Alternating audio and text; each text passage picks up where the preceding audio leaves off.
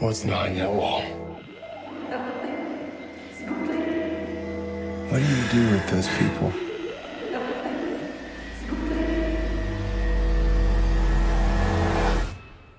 They have been given a purpose.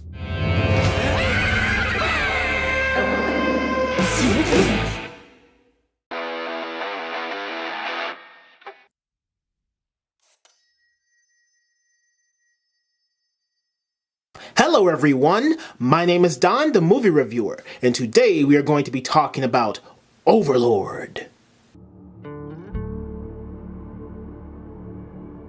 If you have seen the movie From Dusk Till Dawn, then you will know what I mean by a certain development happens that changes the course of the movie and the tone.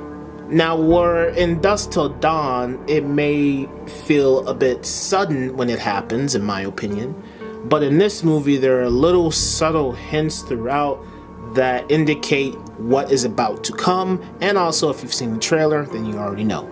The main character, Boyce, is the person that we are following, and the director puts us in his shoes.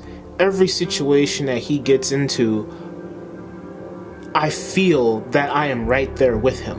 When we are thrown into the middle of this action, people are being shot to death left and right, and bullets are whizzing by people's heads.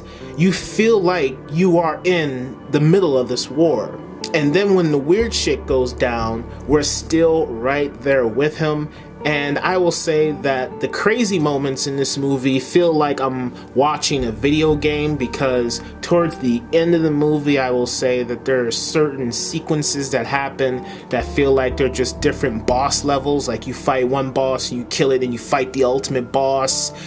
And that's how it feels like a video game. And then also I will say it feels like I'm watching Resident Evil, the Resident Evil movie, but the better version of the Resident Evil movie.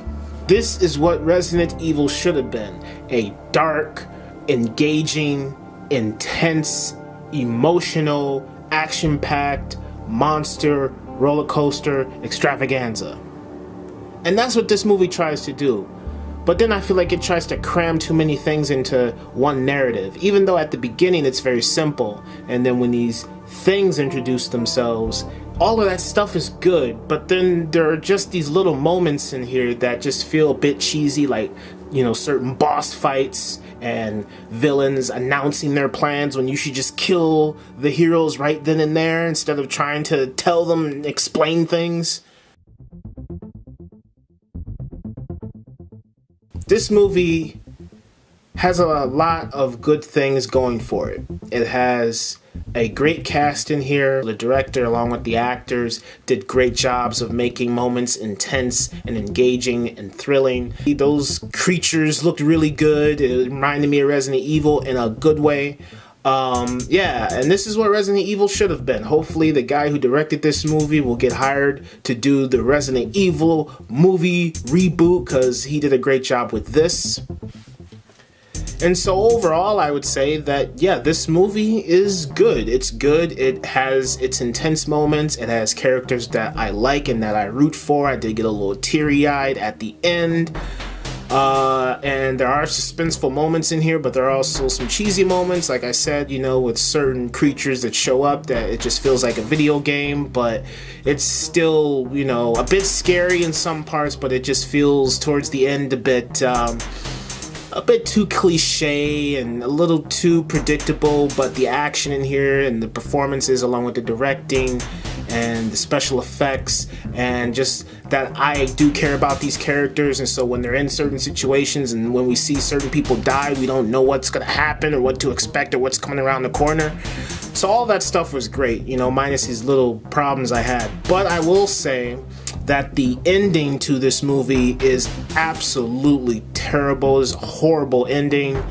The ending to this movie sucks, but the rest of the movie, it's good. It's a fun thrill ride. If you've seen a movie like From Dusk Till Dawn, then I think you will enjoy Overlord.